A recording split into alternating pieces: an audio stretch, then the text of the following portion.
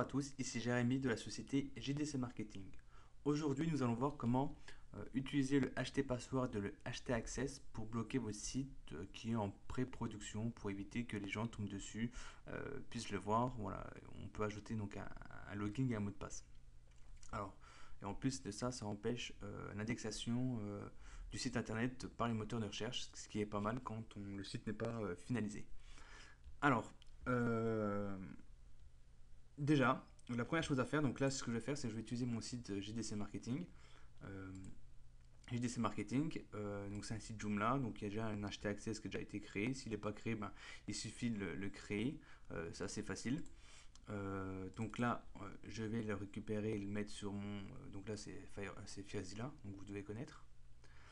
Il suffit de glisser mon fichier HT Access sur mon bureau, de l'ouvrir. Et ici, je vais ajouter un petit bout de code qui me permettra d'en gros protéger mon site. Quand je dis protéger, c'est empêcher les gens d'aller le visiter. Ici, donc là, c'est le nom de la petite pop-up qui va apparaître. Ça, c'est obligatoire. Et ça, ici, c'est le chemin jusqu'au point HT Access. Donc là, vous avez vu, c'est le chemin vraiment absolu de votre serveur. Donc là, donc c'est Santora. Donc là, je vais juste changer ça. Je vais mettre JDC-marketing, voilà, .ht password et j'enregistre. Je vais glisser ça sur mon serveur. Voilà, je le remets. J'attends que ça soit finalisé. Donc là, je suis en train de juste de mettre une petite vidéo. Voilà, donc c'est un peu long. Là, donc ça c'est bon. Donc c'est mis. Là, ce coup-ci, je vais créer donc le fichier .ht password. Voilà, donc ça s'écrit bien comme ça. .ht password. Je l'ai créé, je le glisse sur mon bureau. Voilà, je l'ouvre. Et là, normalement, il est vide, ce qui est tout à fait normal. Ensuite, j'ai tapé sur Google, donc je cherchais en gros à crypter mon HT password, et je suis tombé sur un petit site, donc le deuxième, qui permet en gros de crypter votre login et votre mot de passe. Donc là, je vais marquer mon identifiant, mon mot de passe.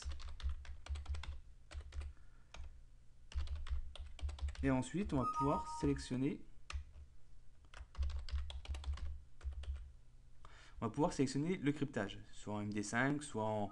Voilà, donc on peut choisir le cryptage. Donc je vais laisser comme ça, je génère. Ici, donc là, hop, je copie donc là, on peut voir qu'il y a donc mon login et le mot de passe crypté. Et je copie ça dans le HT password et j'enregistre. Je glisse ça sur mon. Donc là, il est là, je le glisse sur mon serveur. Je regarde bien si ça a fonctionné. Voilà, ça a marché. Et là, si je vais sur JDC Marketing, j'ai la petite fenêtre qui apparaît. D'accord, donc là, il y a un petit problème avec les accents, mais c'est pas dramatique. Et là, si je marque donc, du coup mon login et mon mot de passe, je devrais avoir accès au site internet. Et j'ai accès au site internet.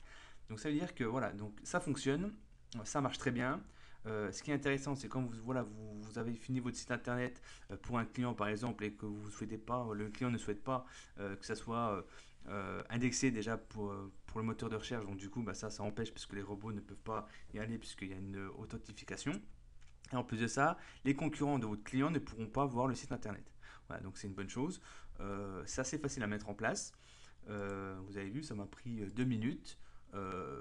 Voilà, donc ça c'est facile. Si vous avez besoin d'en savoir plus, n'hésitez pas à laisser un commentaire en bas de cette vidéo et j'essaierai de vous donner plus d'informations. Voilà, merci. Merci d'avoir vu la vidéo jusqu'à la fin. Si vous souhaitez en savoir plus, je vous invite à laisser des commentaires en bas de cette vidéo.